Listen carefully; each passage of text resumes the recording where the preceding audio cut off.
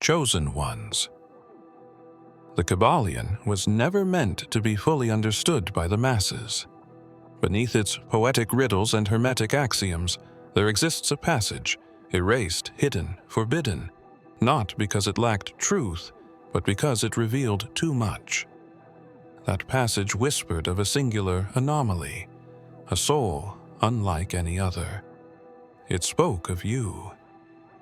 While philosophers debated the principle of mentalism, while seekers obsessed over polarity and vibration, this lost thread remained untouched, because it named a being who would not merely understand the Hermetic Laws, but rewrite them.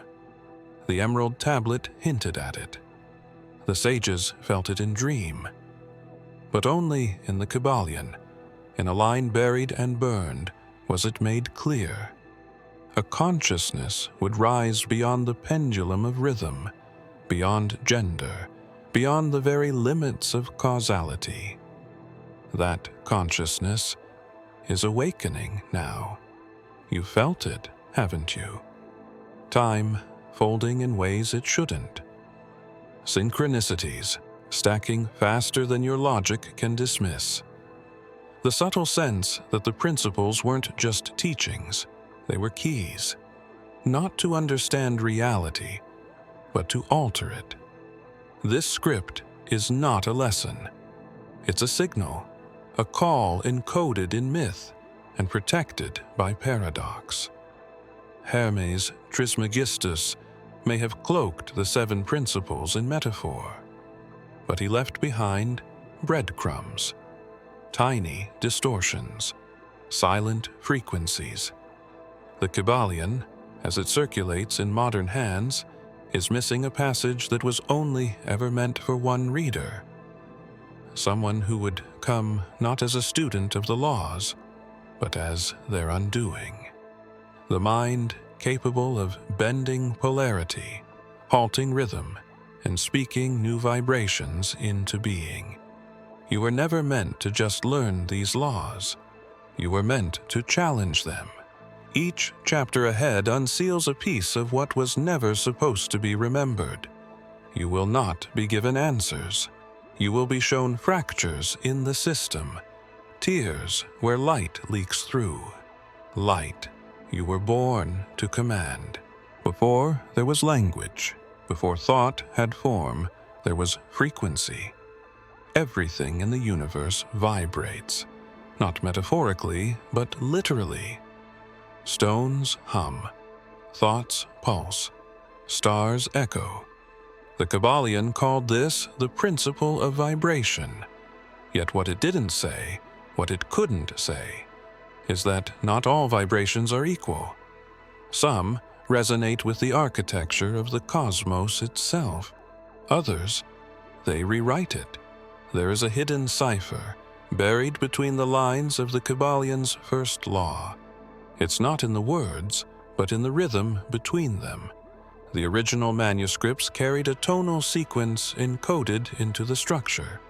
Those who read aloud in the correct cadence began to hear something else behind their own voice, a layered hum, a second voice speaking back. Only a few ever noticed. Fewer survived what came next. Hermes warned that the uninitiated would read and gain knowledge, but the chosen would hear and gain power. Vibration was not meant to be understood.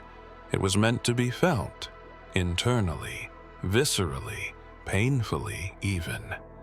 For those rare enough to carry the right harmonic signature, the words of the Kybalion don't teach, they trigger. Some ancient orders referred to this phenomenon as the pulse, the sensation of time stuttering, reality breathing, a static buzz right before a profound realization that seems to come from nowhere. You've likely experienced this, though you may not have known what to call it. That was the cipher at work. A hidden frequency meant to activate dormant codes buried in the psyche of a very specific soul archetype. The cipher was not information. It was permission. Permission to question the stability of matter. Permission to feel your thoughts pushing against the edge of your skull like wings about to unfurl. Permission to believe that perhaps the principle of vibration was only the first veil and not the final truth. The Kybalion told the world, nothing rests. Everything moves. Everything vibrates.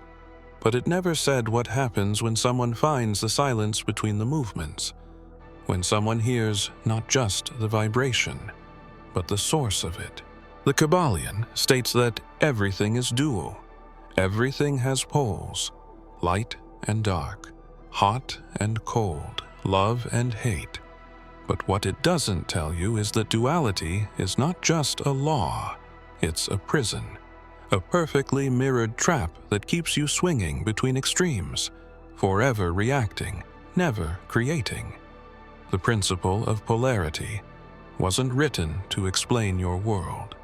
It was written to cage your perception. Every concept you've believed had an opposite was actually a reflection of itself across a veil you weren't meant to see through. You think you know what good and evil are, but they are closer than breath. You think you understand masculine and feminine, but they were reflections crafted to keep you staring at the surface. You weren't meant to stay there. What the forbidden passage hinted at, what Hermes never dared etch in ink, was that polarity could be inverted, not balanced, not harmonized, inverted. The very framework of duality could collapse if observed from the right vantage point. Not emotionally, not intellectually, but spiritually. And only by one who had seen through the lie of the mirror. Yeshua once said, "If thine eye be single, thy whole body shall be full of light." This was no metaphor.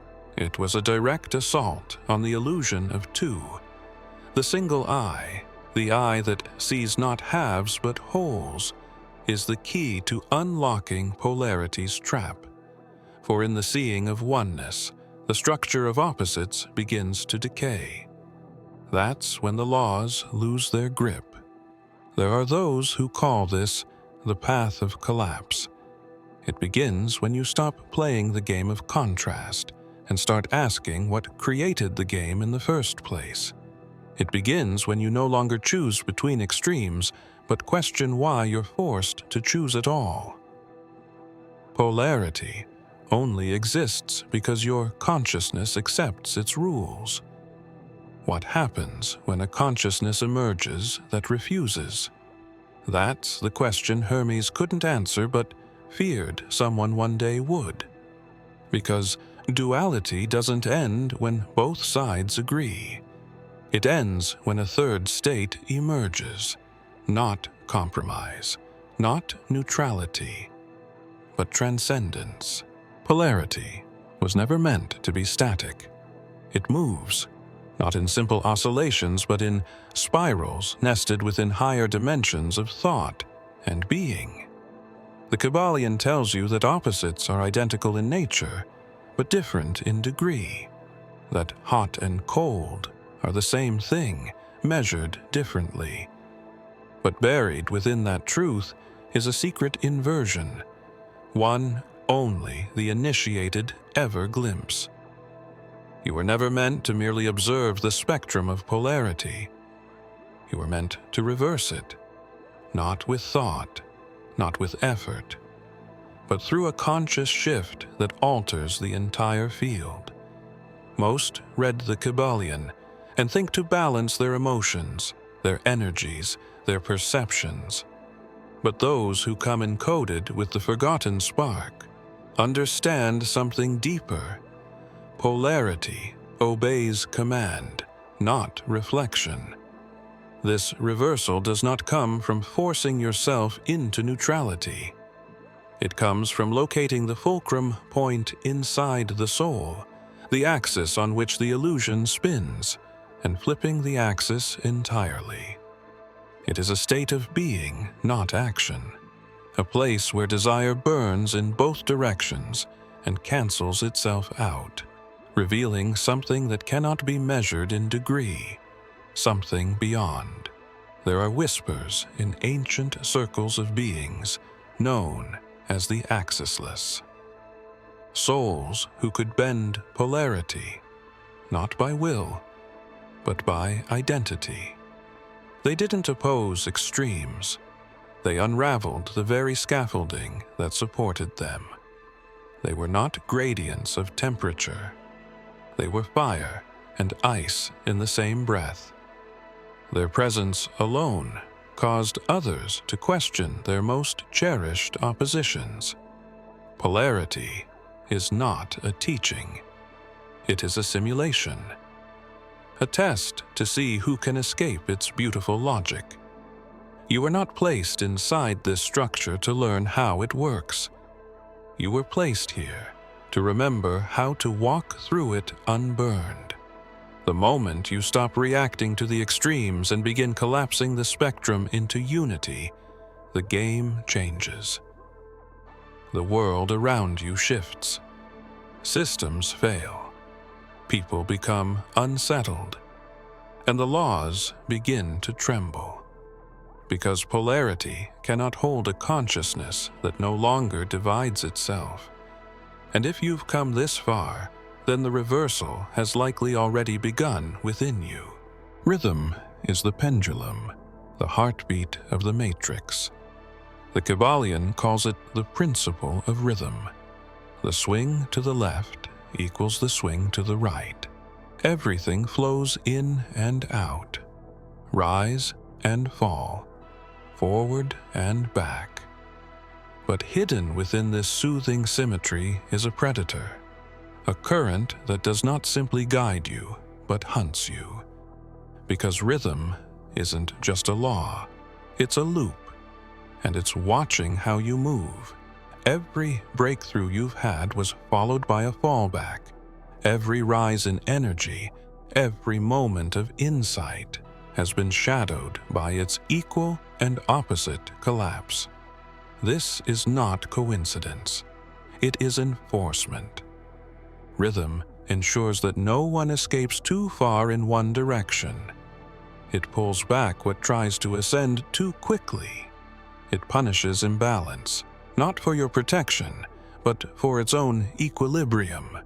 But what the forbidden passage alluded to was this: the pendulum only swings when you hold the center. Let go of the center, and the arc loses its force. Let go of identity, and rhythm loses its grip. Those who dream lucidly understand this. In dream, when you stop reacting, the scenery bends. In life, when you stop obeying rhythm, the script falters. Yeshua walked between extremes with unnatural stillness. Storms ceased. Crowds raged and calmed. Time seemed to bend, not because he defied rhythm, but because he moved from a realm where rhythm was not sovereign. He said, "The wind blows where it wills." And yet he moved like the wind itself, unpredictable, free. This was not poetry. It was architecture. The ancients warned that rhythm is the most difficult principle to transcend, because it is not external. It embeds itself in thought, breath, memory, emotion. It becomes the pacing of your reality. It becomes the voice in your head that tells you when to fear and when to rise. It pretends to be you, but there is a space between the swings, a moment of stillness too fast to catch, too quiet to name. That is where escape begins, not in stopping rhythm, but in stepping out of time. The Kybalion teaches that every cause has its effect, and every effect has its cause. Nothing escapes this chain. It is the principle that makes the universe feel rational, ordered, explainable. But beneath that certainty lies a deeper question. What if causality itself is only a veil, a performance? What if you've been trained to see life as a sequence, so you never question the script? For most, cause and effect offer safety. If something happens, it must have a reason. Pain must come from somewhere. Joy must be earned. But there are moments, rare, flickering, when something breaks that logic. A thought arises without a trigger. A memory returns before it's born. You act without motive, and change unfolds in impossible ways. These are not anomalies. They are signals, evidence of a third layer, a forbidden option that the Kybalion never dared name. The law of cause and effect is rooted in time. Past creates present. Present births future. But what if time isn't linear? What if time is a spiral? Then cause can loop. Effect can precede intention. Reality becomes a self-editing script. And the one who realizes this becomes something terrifying to the system, unpredictable. There are tales in occult texts of initiates who stepped beyond causality. They stopped reacting. They moved in stillness. They would appear at moments that defied logic, acting as if guided by a force outside time. They called it the unmoved will, the ability to act without external impulse. No reason, no trigger. Pure intention from beyond the veil. To reach that state is to become a gap in the system, a void where no script can run, and in that void, creation becomes raw again, no longer bound to karma, to consequence, to cycle. You become the cause that has no source, the spark before the flame, the breath before lungs. The Kybalion warned, chance is but a name for law not recognized. But it never considered what happens when someone recognizes the law and still chooses something else. The Kybalion proclaims that gender is in everything, that everything has its masculine and feminine principles, and that gender manifests on all planes. This isn't just about biology, it's about generation, creation, motion, reception. But what it doesn't say, what was deliberately left unspoken, is that this principle hides a gate, a passage not between sexes, but between worlds, a womb not of flesh, but of light. Within every being lies a temple of dual fires. The masculine principle pushes, projects, penetrates. The feminine principle receives, nourishes, conceives, and together they create. Yet this isn't just symbolic. These energies can braid into a spiral so potent it opens rifts in perception. When correctly harmonized, they do not merely birth thoughts, they birth realities. The ancients spoke of the divine androgyny, not as a being, but as a state of consciousness, a mode where polarity dissolves and gives way to raw synthesis. In this state, the masculine and feminine do not oppose or even complement. They merge into something that transcends form, a light that births light. The womb becomes cosmic. The seed becomes code. Yeshua was born of a virgin, not to fulfill dogma, but to point to this mystery. The feminine principle, untouched by physical polarity, gave rise to a being whose origin did not trace back through human cause.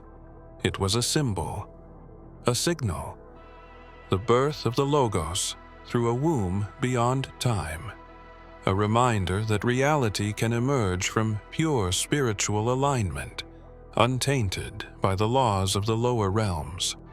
Those who walk this path begin to feel it, the surge of life without contact, the pulse of creation within the stillness, you begin to emit, not from mind or flesh, but from soul. The gender principle becomes your gateway, not your boundary.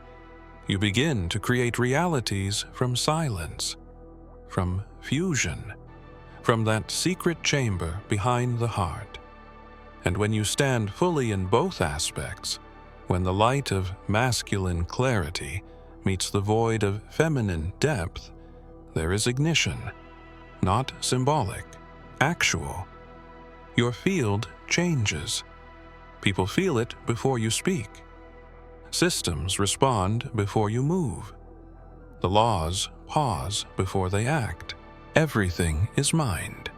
The universe is a mental construct. This is the first principle, the foundation of Hermetic thought.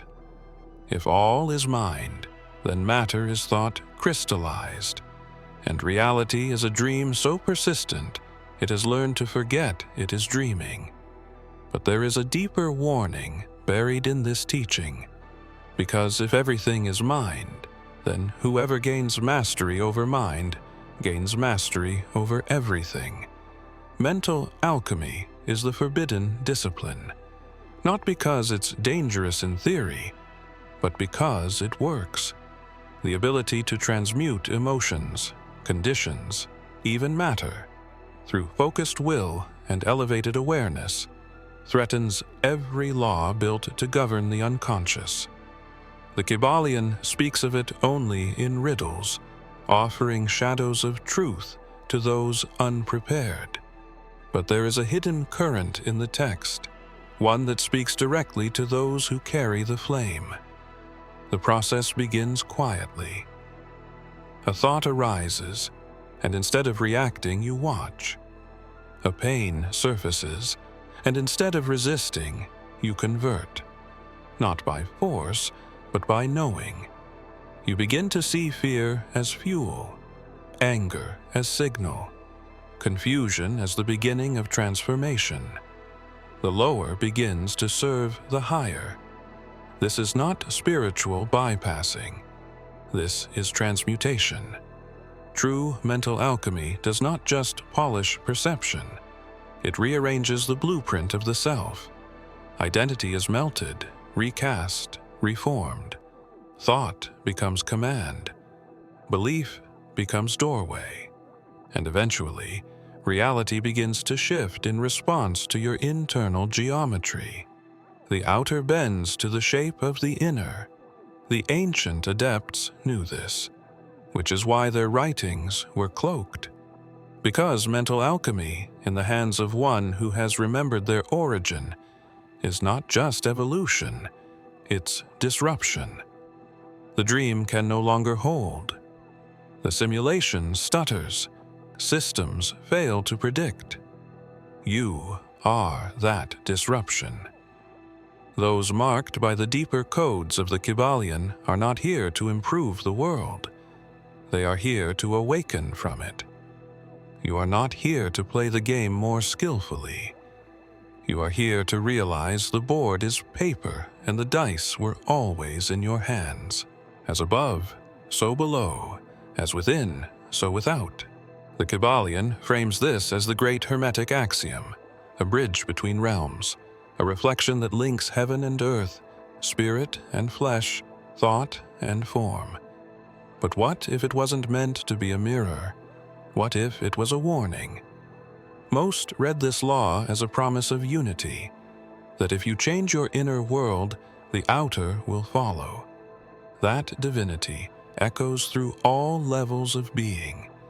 But hidden in the structure of this phrase is something subtler, something easily missed. A symmetry too perfect, a balance too exact, and behind that perfection, a trap. What happens when reflection becomes repetition? When the above is just a copy of the below, looping infinitely, feeding each other in a cycle that cannot be broken. This is not harmony. It is containment. The universe echoes you because it is coded too. But if your thoughts are pre-written, your emotions pre-shaped, then the echo becomes a cage disguised as connection. Yeshua shattered this. He did not reflect, he refracted. His presence didn't echo the world, it disrupted it. He said, "My kingdom is not of this world." And with that, he separated the higher from the lower, revealing that above and below were never meant to be mirrors, but launch points, portals, not reflections, but divergences. His miracles, his teachings, were not alignments with law, but intrusions from outside of it. Those awakening now carry that same disruption. You've likely felt it. Situations resist your influence until you stop playing their game. Thoughts fail to manifest until you abandon them. Manifestation teachings begin to glitch. That's because you weren't meant to play within the law. You were meant to break symmetry. The secret hidden in as above, so below, is that it's only true until consciousness steps in. And when it does, it creates a third axis, a new plane, not higher or lower, but outside, beyond. You were not born to reflect. You were born to transmit, to insert what doesn't belong, to echo what has never been said. The Kybalion begins with echoes of reverence, offering homage to Hermes Trismegistus, the scribe of the gods, the bridge between divine knowledge and human limitation. But in the scrolls that predated the printed word, in the whispers passed through bloodlines and brotherhoods, there was always mention of one more message, a veiled prophecy not written but spoken, not preserved but encoded, a final initiate who would not study the Hermetic Laws but surpass them. Hermes spoke of 7 laws for a reason. 7 is order. 7 is completeness. But silence speaks louder than ink, and the absence of an 8th principle was not oversight. It was intention. The 8th would be a being, not a concept. A presence that arrives when the 7 begin to falter, when the rhythm shatters, when polarity bends, when vibration stops obeying expectation. Then, and only then, the final initiate would step forward, not to restore balance, but to reveal the illusion of it. You were never meant to be a student of these teachings. You were the hidden variable in the formula, the X they didn't solve for. The prophecy wasn't about someone who understood the text. It was about someone who made the text irrelevant. Someone whose very essence collapsed the need for rules because they carried the origin within. Hermes foresaw you in a vision so bright it fractured time. A soul who would awaken not from study, but from memory, not from discipline, but from collision with themselves, with truth, with the void that breathes behind all form. The prophecy was passed mouth to mouth, always ending with the same phrase. When the final one remembers, the scrolls will burn from within. You have felt that fire. Pages of sacred text no longer feel like revelation, but repetition. Teachings seem hollow. Words break apart in your mind before they reach your heart, not because you lack understanding, but because you are outgrowing the container. They feared this, not because you would fail to honor the past, but because you would expose that it was only ever a cocoon. There was once a line in the Kybalion, etched in the margin of an earlier manuscript, that no longer exists in the printed editions. It was not lost to time. it was removed, deliberately, by trembling hands that understood its weight, not because it was false, but because it was too true, too precise. It didn't speak in metaphor. It named a soul, a future presence, a force that would emerge not to practice Hermetic law, but to dissolve the veil that made such law necessary. That passage spoke of a singular being, veiled in flesh, but forged from something older than memory. And that being was you. The erasure was not an act of censorship. It was survival. Those who understood the prophecy knew the danger of it reaching the wrong eyes. If that passage remained, the initiate it described might awaken too early, before the construct could stabilize, before the illusion could finish its work. So they burned it, scratched it out, swapped ink for silence, but the imprint never fully vanished. It remained as vibration, echo, shadow, and somehow you found it anyway. You didn't read it in a book. You felt it in the space between your thoughts, in the dreams that carried codes, in the strange magnetism that pulled you toward the forbidden, the ancient, the incomplete. Your life has been a breadcrumb trail of broken laws and invisible watchers, not because you were lost, but because the erased passage is etched across your soul.